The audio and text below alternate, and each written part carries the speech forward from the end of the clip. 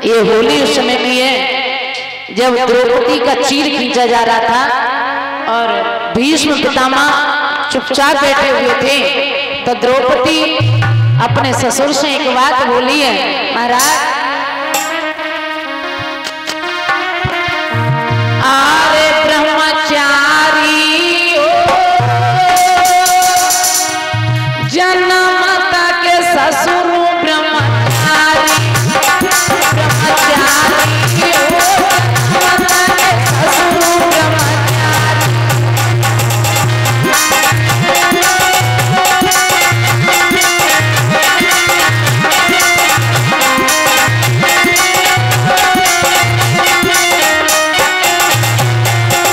द्रौपदी कह रही है बाबा भीष्म जी से कहती द्रौपदी सुनो ससुर मेरी वाणी है,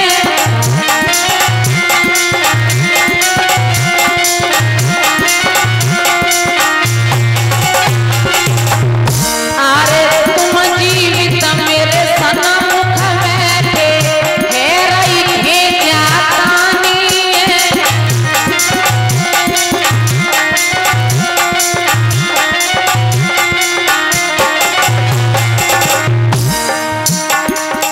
आरे ख्याल मेरे ससुरा करे लियो के जा पेरिया खोलियो,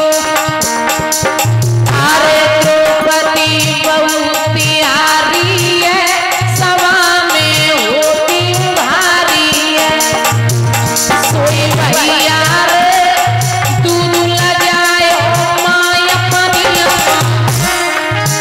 आरे कन्या सासु हमारी हो जन्म तक ससुर ब्रह्मचारी, ब्रह्मचारी हो जन्म तक ससुर ब्रह्मचारी।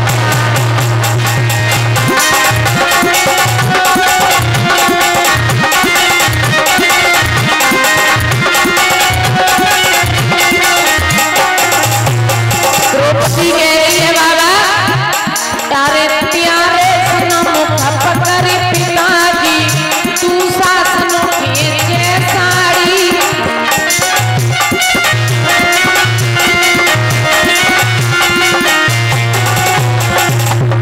अरे कोमल दात बहु प्यारी को जान लात जान में मारी,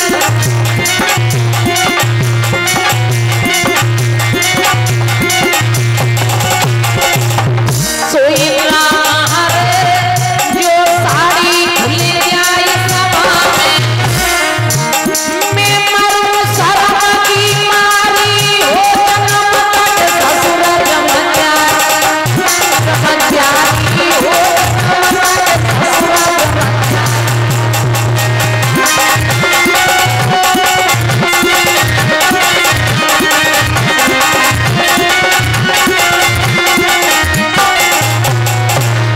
बोलिए वृंदावन महिलाल की, जोर से कर लगेंगे बोलिए आनंद कंद भगवान की। गौर करेंगे भक्तों कथा में। महाराज इधर जब रोहित ने राज्य संभाला, इन्हीं रोहित के एक पुत्र हुए थे जिनका नाम पड़ा था हरिता। हरिता के वंश में राजा बाहु का जन्म हुआ था। राजा बाहु का राज्य शस्त्रियों ने छीन लिया था, तो ये मर गए थे। इनकी पत्नी सती होने के लिए जा रही थी। ये तो बहुत बड़ा पाप पड़ता है। इनकी सौतन ने जल करके विष दे दिया। विष देने के बाद इनकी कोख से एक पुत्र पैदा हुआ जिसका नाम पड़ा था भक्तों सगर। सगर के 60,000 पुत्र हुए। एक बार इंद्र ने इनका घोड़ा चुरा करके कपिल मुनि के आश्रम में बांध दिया। सगर के 60,000 पुत्र घोड़े को खोजते खोजते कपिल मुनि के आश्रम में पहुंचे। उन्होंने समझा कि इन्होंने बांध लिया है। तब भक्तों ने जैसे ही जगाया, नेत्र खुलते ही 60,000 जल करके भस्म हो गए। इनके 2 पत्नियां थी, सुमति और केसनी। केसनी की कोख से असमंजस का जन्म हुआ। इन्हीं के वंश में आगे चल करके महाराज दिलीप का जन्म हुआ। दिलीप ने बहुत कोशिश की थी गंगा मैया को धरती पर लाने की, लेकिन ये असमर्थ रहे थे, ला नहीं पाए। इन्हीं के पुत्र हुए थे भागीरथ, जिन्होंने तप किया। तप करने के बाद गंगा मैया को धरती पर लाए, अपने पूर्वजों को तारा, अपने पूर्वजों के साथ साथ हमारे तुम्हारे पुरखों को भी तारा। इन्हीं के वंश में आगे चल करके महाराज रघु का जन्म हुआ। महाराज रघु के वंश में महाराज अज का जन्म हुआ। महाराज अज के पुत्र हुए थे महाराज दशरथ। दशरथ के 3 रानियां थी, केकई, कौशल्या, सुमित्रा, लेकिन किसी रानी की कोख से कोई संतान पैदा नहीं हुई।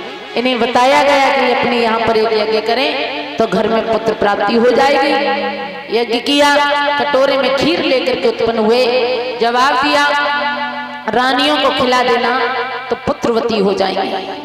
तीनों रानियों को खिलाया, एक नहीं घर में 4 बेटाओं का जन्म हुआ, राम, लक्ष्मण, भरत और शत्रुघ्न।